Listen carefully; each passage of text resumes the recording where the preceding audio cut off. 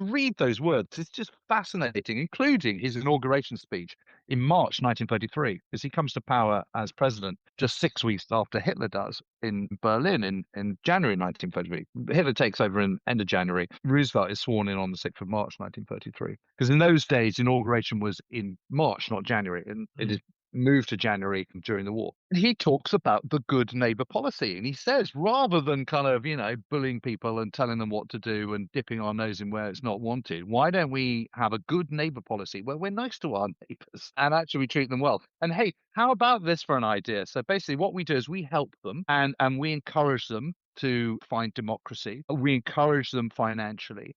And then we'll do more trade with them. And guess what? We'll get richer as a result. I mean, it's a really, really interesting concept.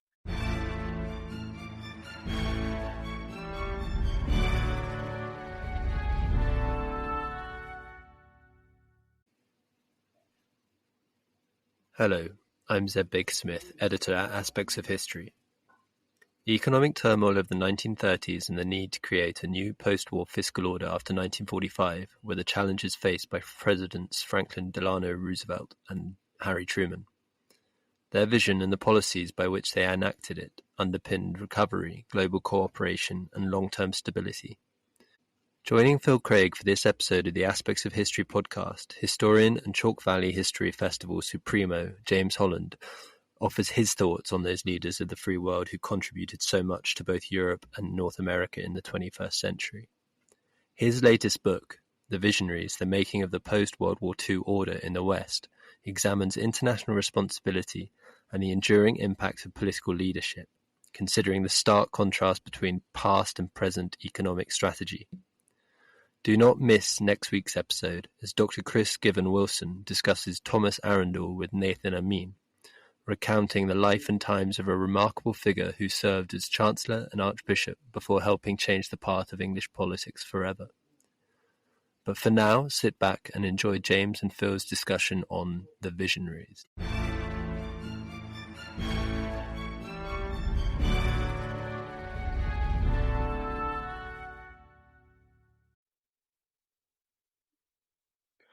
James, you're very, very welcome to the Aspects of History podcast. Well, thank you, Phil. Thank you for getting me on. I'm much appreciated, I assure you. Well, that's very nice to know. So before I leap in with loads and loads of praise for this fantastic new book, I was interested because you're really known, I think it's fair to say, you're known for writing about campaigns, Cassino, the Battle of Britain, Normandy, and so on. What made you want to write a book about leadership with very little actual military action, and why American leadership specifically? Well, I wrote this last summer. I came up with the idea of doing it last summer. I was just really, really struck by what was going on with the current administration in the United States, and all the tariffs and the splintering and the kind of bullying tactics towards American neighbors in Central America and so on, and also the kind of rhetoric towards Canada. And it struck me that this was just in such marked contrast to the very successful alternative approach taken by Franklin D. Roosevelt, following exactly the same pattern of issues in the 1930s. So you had very aggressive foreign policy towards Central and Southern American neighbors in the first part of the 20th century from the United States, from McKinley, then Teddy Roosevelt, then even Woodrow Wilson as well. Then you had, obviously, the Wall Street crash in 1929. Then you had the Smoot-Hawley Tariff Act of the 28th of May 1930, which prompted a global trading war and led directly to the collapse of the national banks in Vienna and Germany, which in turn led directly to the collapse of the Weimar Republic and the ushering in of Adolf Hitler.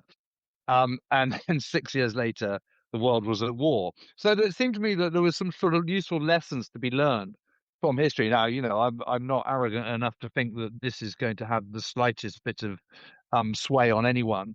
But, frustration builds up when one knows one's history and you feel that no one else does, or not enough people do, or certainly not enough people in position of power. And you can moan and get cross about it, or you can actually do something about it. And obviously, I've got a very, very small window of influence, which doesn't add up to a hill of beans in the big scheme of things. But I kind of just thought I've got to get it off my chest. I've just got to get this done. And it's been fascinating. And it's good for me, I think, to kind of deviate from campaigns. And what's represented in the book is a kind of, in a way, a kind of summation of my wider understanding of that period, of which the Second World War plays an absolute key role. So the book goes from 1913, the eve of the First World War, right through to 1947. I have to say, Roosevelt's one of my great heroes too. I knew less about Truman, and I've learnt a lot about him in the book. But I didn't know some of the deeper history. And I think the early chapters people will find so interesting, that how Roosevelt. I mean, some people get to save the world once. You could argue he saves it twice. But the way his ideas were shaped, the ideas that will become so influential in the Second World War by this kind of economic war, which he manages to win, it's very inspiring. And you realize the level of jeopardy, because America was kind of falling apart when he Yes. comes to power. Yeah, it's absolutely amazing. And one of the things that really, really struck me is you look at the words of these people, because all their speeches have been digitized now. There's the Presidency Project, which is a fantastic website where you can basically just look up any speech you like, and quite often they have original recordings of them, but they have all the words as well. And to read those words, it's just fascinating, including his inauguration speech in March 1933, because he comes to power as president just 6 weeks after Hitler does in Berlin in January 1933. Hitler takes over in end of January. Roosevelt is sworn in on the 6th of March 1933, because in those days inauguration was in March, not January, and it is moved to January during the war. And he talks about the good neighbor policy, and he says, rather than kind of bullying people and telling them what to do and dipping our nose in where it's not wanted, why don't we have a good neighbor policy where we're nice to our neighbors and actually we treat them well? And hey, how about this for an idea? So basically what we do is we help them, and we encourage them to find democracy. We encourage them financially, and then we'll do more trade with them, and guess what, we'll get richer as a result. I mean, it's a really, really interesting concept. And what he's It doing is is. he's sucking up the yeah, he's sucking up the economic policies of people like John Maynard Keynes, the British economist and philosopher. And it's kind of hard to argue with when you see the results of this. That's the point. Indeed, and I think quoting you, you say something like, reading those speeches, it's hard not to share a sense of hope and the self-belief that comes from that time. And now looking around, maybe a wistful feeling. Well, indeed. I mean, everyone's been saying it, haven't they, over and over and over. Where's the leadership? Where's the vision? And that's why I called it the Visionaries, because I think they were visionary. And I think, the progressive democracy that emerges, first and foremost from the United States, but, is a model that is picked up by the Western world post 1945, is really progressive. The idea of not being racist, of not having kind of, I know Jim Crow continues in the United States until the 1960s, but people like President Truman are talking actively against this during his presidency and doing everything they possibly can to kind of change it. And the notions that Roosevelt puts forward, that everyone should have the right to self-determination, those four freedoms that he first airs in his State of the Nation address in January 1941, is really fantastic. Freedom of speech, right to freedom from fear. That means we shouldn't have to expect to go to war. We should live in a manner of peace. Freedom of religion. Well, who would argue with that? And freedom of want, which is no one should be poor. Everyone should have enough. And those are heady aspirations, and shrouded. Coach took the coating effectively a series of economic measures which are fundamentally very, very sound and, follow the counter-cyclical Keynesian model, which is that when you're in times of hardship, you do need to spend more to boost growth and confidence. I mean, my own view is that kind of Rachel Reeves, our current Chancellor of the Exchequer, could learn a lesson or two from that, because the problem is yes, we have very high debt at the moment, but by the way, it's nothing like as high as it was in the 1930s or indeed in 1945. I think it's about 93% of GDP. Now it's 250 in 1945 in the UK, and we got rid of it. but if you stagnate and don't do anything, then the economy is simply not going to grow. It's going to stay where it is, and you'll never get rid of that debt. So it will remain 93%, or actually it will just start to inch higher and higher and higher. So you do need to instill a sense of confidence, a sense of vision, and this is why words really matter. It's why leadership really matters, and you need to have a practical plan. So in the case of the 1930s, Roosevelt, as soon as he gets in, completely reverses the Smoot-Hawley Tariff Act. The idea is that, the principle behind the tariffs is that, we need to look after ourselves, look after our own economy. But what happens is you then have a tit for tat, of course. And the tit for tat then screws absolutely everybody. So your export markets then die, which means your means of making money is only domestic, which isn't enough. I mean, that's the whole reason why people do export trades in the first place, is to make more money for the nation and for the people that are in business. Um, so it's completely counterproductive, and history constantly tells you that. And when the Smoot-Hawley Act is pushed through in May 1930, in response to the Wall Street crash of October 1929, over 1,000 economists across the United States write to Herbert Hoover, the president, and say, please don't do this. Whatever you do, don't do this. It's going to be a catastrophe. And so it proves it's a catastrophe for America, and it's even worse for Europe. So that doesn't work. And it seems extraordinary that here we are in the third decade of the 21st century with yet another trade war. Unfortunately, President Trump hasn't been allowed to enact them in quite the way that he envisaged. But even so, it's not been good. And so Roosevelt, when he gets in 1933, cancels the Smoot-Hawley Tariff Act, gets rid of prohibition, which doesn't work either, and starts a series of public work projects to get people working, to get the economy growing again. But obviously, what transforms the US economy is the advent of war and massive rearmament. And he does this by investing a huge amount of money. Don't forget, even in the late 1930s, America is massively in debt because of the catastrophe of the Wall Street crash and the tariff wars. So it's not like it's a different scenario really, because it's similar to the situation we're in at the moment, where we drastically need to kind of boost the economy, and we need to do that by works projects. And I would argue right now that it's a very good opportunity to invest in defence, both in private industry and in our armed Is it forces. ever? Is it ever? Yes. No, Well, quite. there are so many lessons. There are so many lessons in this book for modern day leaders in both sides of the Atlantic, I would say. But it also reminded me actually of something that I think you and I have actually talked about before, which is when America joins Britain, first economically and then through the Atlantic Charter, and then, of course, militarily as allies, it doesn't just bring military power, it brings moral force. A statement we're fighting not just to bring back the old world, but to completely remake it. And I think this carries such a weight, especially in countries that are occupied, but also I think in parts of the British Commonwealth as well. Once America's on board, once Roosevelt's locked in, I mean, we always were the good guys, but we're even more the good guys, if you know what I mean. Yeah, and I absolutely, and this is my point, goes back to progressive democracy.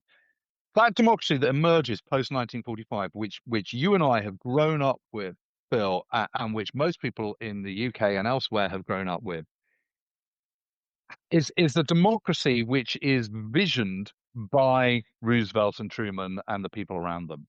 And at the time, it truly was progressive. And it's really important that we don't lose sight of that and take it for granted. And I think the problem is that the further we go from the Second World War, the further the hardships and the peace that was won and the cost of winning that peace get forgotten, because it's no longer in living memory, or barely in living memory. And we just become a little bit complacent. Roosevelt was Machiavellian. He could be extremely ruthless. He had an absolute hard-nosed streak, but he's fundamentally a good guy. He is doing what he's doing. He's making those Machiavellian, ruthless decisions for the greater good. Of that, there's absolutely no question. There's nothing malevolent about Roosevelt. And his grand vision is one that he is very clear about. President Wilson, one of his predecessors and the president during the First World War, or second part of the First World War at any rate. And no, he was in the whole First World War. he has this heady idea that everyone has the right to in the world has the right to self-determination, i.e., democracy, but he's too self-righteous, and he doesn't carry the nation with him, let alone other nations. He is not, he's too partisan. He doesn't take, for example, a bipartisan A-list team of people with him to the Paris peace talks in 1919. And he just gets it wrong. So the vision is not far wrong, but his implementation is wrong. And Roosevelt, FDR, has learned from this and is not going to make the same mistakes. But he's got a tricky task on his hand because when he takes over as president in 1933, America's is down. It's still reeling from the Great Depression and made worse by the Dust Bowl and rural poverty in the Midwest and so on and so forth. He's got to kind of claw America back out, but he still recognizes that even despite this financial catastrophe, America is still the richest nation in the world. And by virtue of that, is a world leader and has to take a world leading role. And then it has to win the Second World War. And what emerges, the peace that merges, has to be better than what existed before. And they have to make sure there's safeguards so that the financial crisis of 1929 to early 1930s never happens again, which is why in the middle of the Second World War, in July 1944, you have the Bretton Woods Financial Economic Conference, which is attended by 730 delegates from 44 different countries, including, by the way, Iran and Ethiopia. I mean, it is absolutely astonishing. And out of that, at the height of the Normandy campaign, at the height of Operation Bagration on the Eastern Front, for example, at the height of horrific battles in the Central Pacific, emerges what becomes the IMF and the World Bank. I mean, it is astonishing, and a new gold standard pegged to the dollar rather than to the pound sterling, and it is completely revolutionary because what it is doing is bringing rigor and institutions and legislation to financial management to ensure that you don't have a crash the scale of 1929 ever again. I mean, we nearly had one in 2008, of course, but it was averted, and one of the reasons it was averted was because of the IMF and the World Bank. One of the things I thought it reminded me most strongly is thinking back to how the Treaty of Versailles and reparations and the toughness towards Germany, how very radical it was that at the end of this war, and this is under Truman, of course, the Marshall Plan. What an extraordinary thing for a conquering power to not loot, not constrain, but actually massively invest in its recent enemy. I mean, that's kind of a head-spinning thought. And I guess it grows out of this sense of international responsibility and not wanting to screw the world up again, as had been done in the 20s. 100%. But it's also about the recognition that for America to be rich and wealthy, and for the Western world to be rich and wealthy, it requires firm and prosperous economics. And the way to do that is to encourage these countries to rebuild economically and to grow rather than decline, because the root causes of Nazism and fascism and the ultra-nationalistic imperial Japanese was financial disaster. And what you see in history is that democracy is actually quite fragile. And what happens is when you have economic chaos, political chaos follows in a democracy. And when you have political chaos and economic chaos, you're that much closer to war. Whereas the converse is also true, that when you have stable economics and economic growth, you have fairly stable politics. And you also have growing wealth and prosperity, and crucially, peace, which is why the current situation we're in at the moment is so worrying, because we've had a series of economic blasts, because we had the economic catastrophe of the wars against Iraq and Afghanistan, which were ruinously expensive. Then we had 2008 financial crash.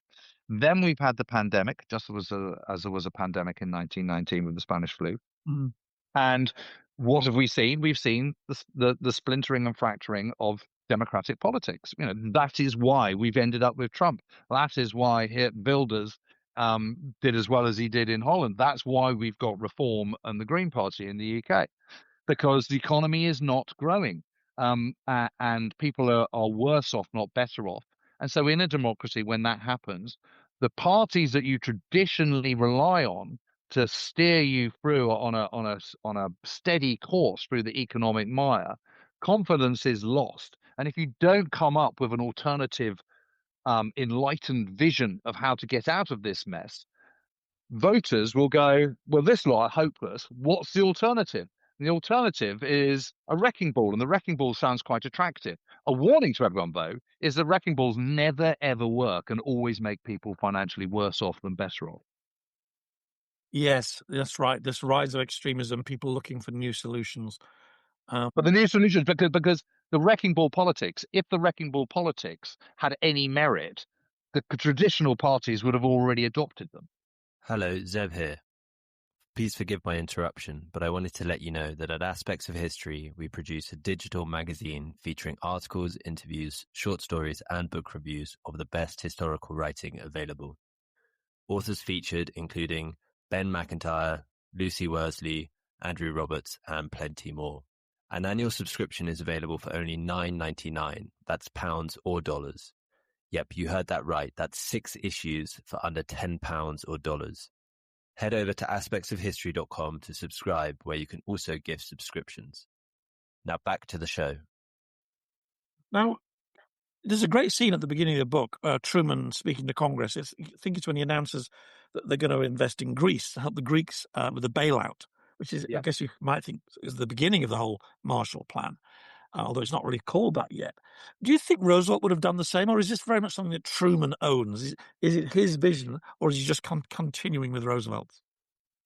Well, I think the circumstances are very different by then. I like to think that Roosevelt would have done that, because he's an internationalist and he understands the whole principle of investing in foreign countries to make them steady and economically sound, but also to make America richer. Because if your neighbors and your friends are doing well, then they will trade more with you, which will then make you richer. Because you're the top nation in the world, you'll come out on top. So I like to think Roosevelt would have done that. I mean, what I think though is that what Truman realizes in the spring of 1947, in March 1947, Britain can't. And because the worry is that if he doesn't, Greece will collapse, Turkey will collapse, and it will then be consumed by extreme politics and fall in behind the Iron Curtain. And that will then further destabilize Western Europe, which will in turn destabilize the United States as well. What America wants is as many people following progressive democracy, both from a moral point of view, but also, and I think this is a really important point, from a pragmatic point of view as well. But I think Truman is the most morally sound president that the United States has ever had. He is a fundamentally really, really good man. His coda is one of the highest moral virtues and Christian virtues. And I don't say that in a derogatory way whatsoever. I mean that in a way that the Christian values were they're not wacko, they're not kind of fringe. They are the standard coda at that time for how one should lead one's life in the West. Obviously, things have changed and progressed, and it's different. We live in a more secular world You're now. right. I think consistently across history, and certainly of the Second World War, we underplay the importance of religion and faith because most of us don't live with faith. We don't live in that space anymore. But Truman absolutely does, and I say that from a point of view of respect rather than in trying to suggest that I'm sort of being sneery about it. And Truman recognizes that America has the wealth to bail out both Turkey and Greece. And that if it does that, morally, that's a good thing to do. But in the long term, that will also benefit the United States as well. Because the more countries which are in thriving democracy with thriving economies, the better for America, but the better for the world, the better for long-term peace. No one wants to go to war again. So the less we can kind of, draw these fracture lines between the world of communism and oppression and the world of democracy, the better. And the more people you can get over into the democratic camp, the better. So it's both a moral and a pragmatic reason for that. And out of this bailout of Greece and Turkey, which is unanimously voted for by Congress, by the way, emerges this bigger plan to bail out other nations, West Germany, Japan, Britain gets lots of help as well.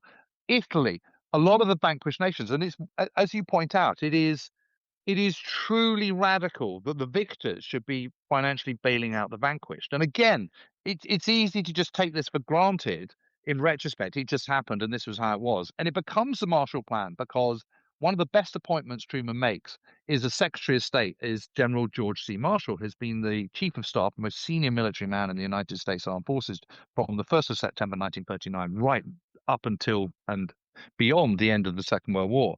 He is now retired and gets brought back as Secretary of State. And the reason why this is such a good move is because everybody in the United States and everyone in the political world in the United States and elsewhere really respects Marshall for what he's done in World War II. Yeah. But also because he's apolitical, he's neutral. He's not Republican, he's not Democratic, he's just a complete neutral.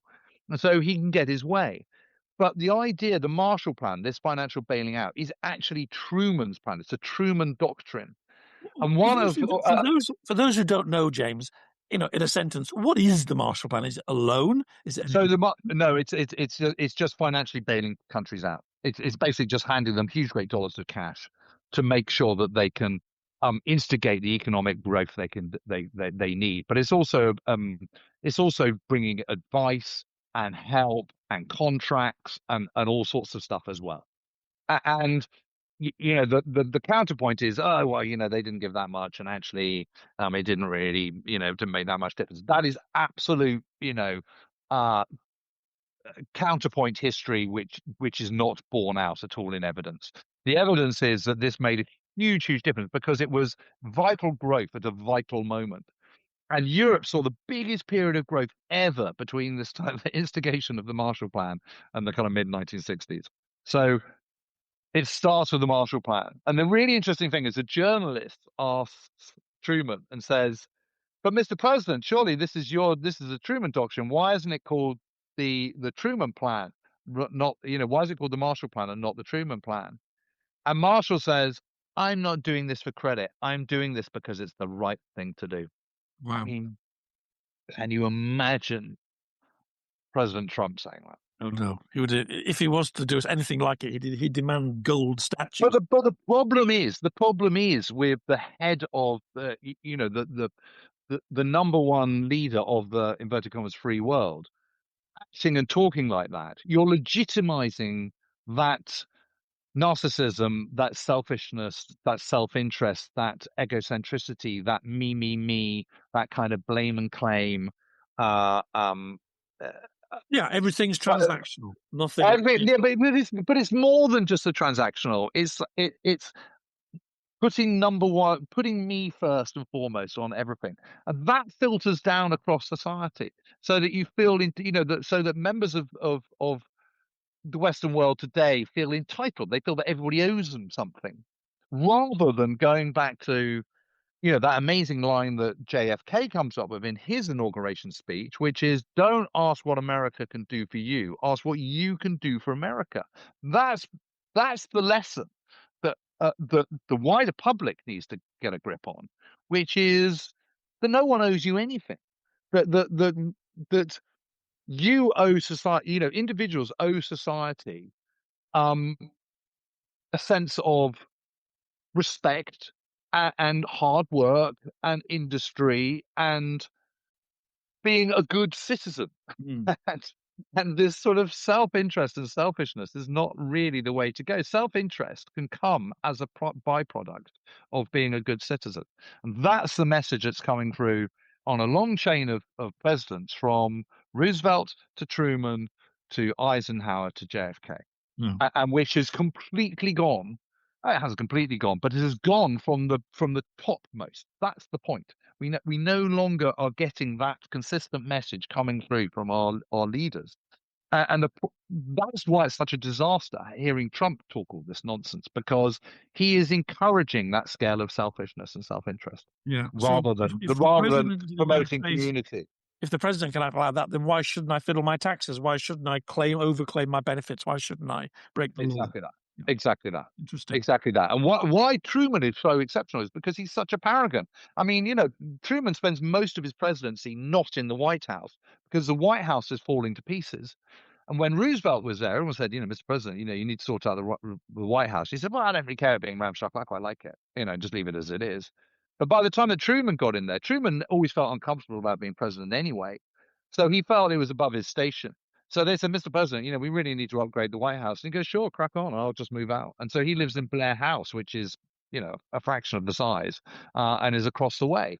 And again, that just speaks volumes of Truman and what a great figure he is. He's an exceptional man. I'm such a fan. I just think he just steps up to the plate so well. No one is expecting him to be anything other than a Yes, and we've complete not even god. mentioned the Berlin airlift. No, we haven't even mentioned Another Bernard. moment of kind of courage and leadership. Yeah, completely. So what you're getting from these people is vision. And the people are, the visionaries are obviously first and foremost Roosevelt and Truman, but it's also Churchill, it's also Marshall, it's also, Maynard Keynes and Harry Dexter White, it's Averell Harriman and George Kennan and various others. I mean, there's lots of people. The point is both these presidents, and indeed Churchill when he's premier, surround themselves by really brilliant people who are clever, understand the bigger picture, who aren't in it for the make and the take and the grift, are in it for all the right reasons, for sound moral reasons, which then backs up what they're saying. They're living by the coda that they're telling everyone that they need to live by. And it's just, and the words they use are properly thought through and really inspirational. I mean, when you're looking at Roosevelt and you're looking at the series of speeches and proclamations he makes at the end of December 1940 into the beginning of 1941. First of all, coming up with that, seemingly ad hoc press conference in the middle of December 1940, which isn't ad hoc at all because it never was with Roosevelt, where he's starting to think about lend-lease, the notion of lend-lease, because Churchill's just written to him saying, look, we're doing all the fighting at the moment. America's been brilliant in giving us lots of arms and all the rest of it, but our cash is going to run out. You're not going to leave us high and dry, are you, Mr. President? And as it happens, Roosevelt has been wondering about that already. So he then says casually to his to the press conference, at a time where Congress has already broken up for the holidays, he says, well, I've been thinking about this stuff. I mean, let me put it this way. If my neighbor's house is on fire and I've got a hose and he hasn't, I'm going to lend him my hose and we'll sort out whether he sends it back to me or buys me a new hose. We'll sort that out later. But the first thing is to sort out the fire. That's kind of what I'm thinking for Britain. And then he does this speech, his fireside chat, where he does these radio broadcasts to the nation, which are spoken in a very kind of folksy, non-political, non-kind of techno-speak kind of way, very conversational. So he doesn't use acronyms, he doesn't use long words. He talks in a language that every single American can understand. And the viewing figures, the listening figures are giant. Over 70%. Over 70% of the entire population, that's everyone, including infants, babies, wow. And aged. So literally every adult in the country is listening to it. Wow. He talks about the need for America to graft and work hard and put their back into it and really industrialize and create arms and become the arsenal of democracy. Oh, and by the way, let's all get rich about it at the same time, and everyone's going, well, what's not to like? And then you have the State of the Nation speech at the beginning of January 1941, where he says, America has this wider responsibility. We have this world-leading role, and as well as kind of getting wealthy, and as well as becoming the arsenal of democracy and getting rich on the back of it, there is a higher purpose here, and this is that we should all aspire to all countries being democratic and pursuing the four freedoms of freedom of speech, freedom of religion, freedom from fear, freedom from want. It's really, really heady stuff, and it's completely inspiring. And to read it now is just amazing, because you want to go, yeah, absolutely, I'm so behind you, FDR. Let's do it. Okay, well, just to introduce people now, that's what I want to know. To introduce one small minor chord, what about the British pub wisdom that says the Americans really screwed us after World War II? The rest of Europe got all this aid, and we had to pay off this massive debt, which we had to them. I don't think the last payment was in 2006. The Americans took a lot out of Britain, and it was always their plan to kind of edge us off the world stage, and it's just not fair. What do you say to that? Well, two things. First of all, lend-lease, we never had to pay back anything. Lend-lease is lend-lease, and it was a loan which never had to be repaid. What got paid back in 2007 was the last of the post-war loans that we borrowed, and it's a loan. And it comes with interest and payment schedules and all the rest of it. And we asked America for that loan, and they gave it to us. And that's a completely different kettle of fish to lend leases. People confuse the two. You absolutely do. That's what the pub wisdom says. That's what pub wisdom says, and they're wrong. And the other thing is, there's always been self-interest in all this. It's heady, it's visionary, it has a moral backbone to it, and a moral coda to it. But America recognizes that it is the richest nation in the world, and it wants to continue being the richest nation in the world. And you can't you can't be too against them for that kind of level of self-interest. I think that's absolutely fine. Britain had its day.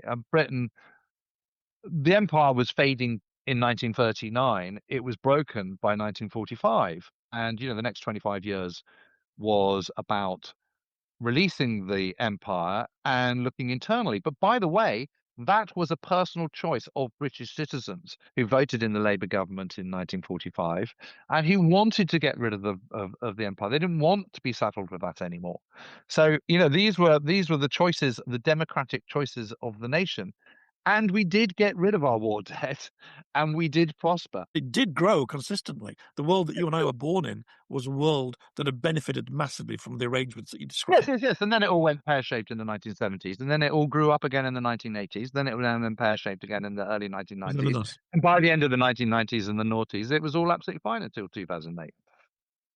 Interesting. So, final question, because I'm conscious of your time, and thank you for interrupting your Scottish holiday, by the way, to do this.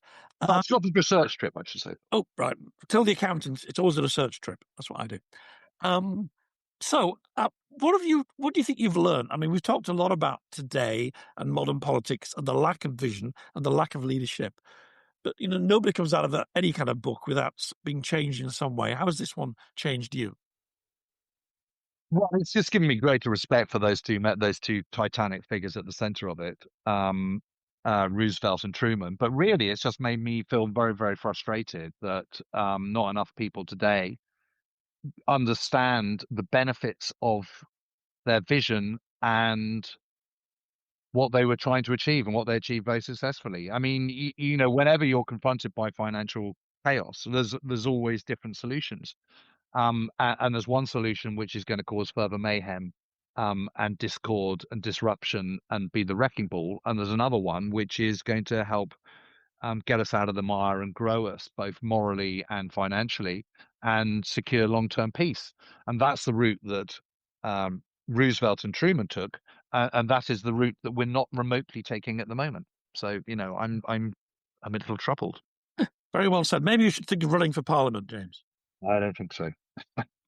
Well, final question. I'm under a 3-line whip to talk about Chalke Valley, because I think a lot of people that listen to this podcast like to go to Chalke Valley. You are the eminence grise, or not so grise, of it. What have we got to look forward to later this year? Oh, it's absolutely fantastic. Last week of June is a beautiful setting. It's everything you could possibly hope for from an English summer festival. And, we love those, don't we, over in the UK? Gorgeous setting, lots of food, lots of camping, lots of things to do. I mean, every day is absolutely packed. At the absolute heart of it is our talks program, which is completely unique to Chalke. So we create a series of panels and with amazing people. We've got Oscar winners, we've got opposition leaders from Uganda and Venezuela that you will never have a chance to see anywhere else in the UK other than at Chalke. We've got politicians, we've got generals, we've got eminent historians, we've got much loved celebrities. So much to do. There's lots of workshops and living history, and the spectacle is just fabulous. You're coming, of course, and Thank you very much. Much looking forward to seeing you there, Phil. I mean, it is just a total of everyone who comes absolutely loves it. So if history is your thing and you think history is important, and I know that you and I both do, Phil, then you can have a fantastic day, few days, whole week, however much time you want to spend there. It's really, really a lot of fun. Excellent, excellent. Looking forward to seeing you there, James. Good luck with the new book. Enjoy Scotland, and I'll see you soon. Thank you so much, Phil. Really appreciate you getting me on. All the best. Thanks so much for listening. Links are in the show notes. Please share with friends and family and keep your eyes peeled for new episodes. And if you want to get in touch, you can through X or email history@aspectsofhistory.com. But until then, thank you and good night.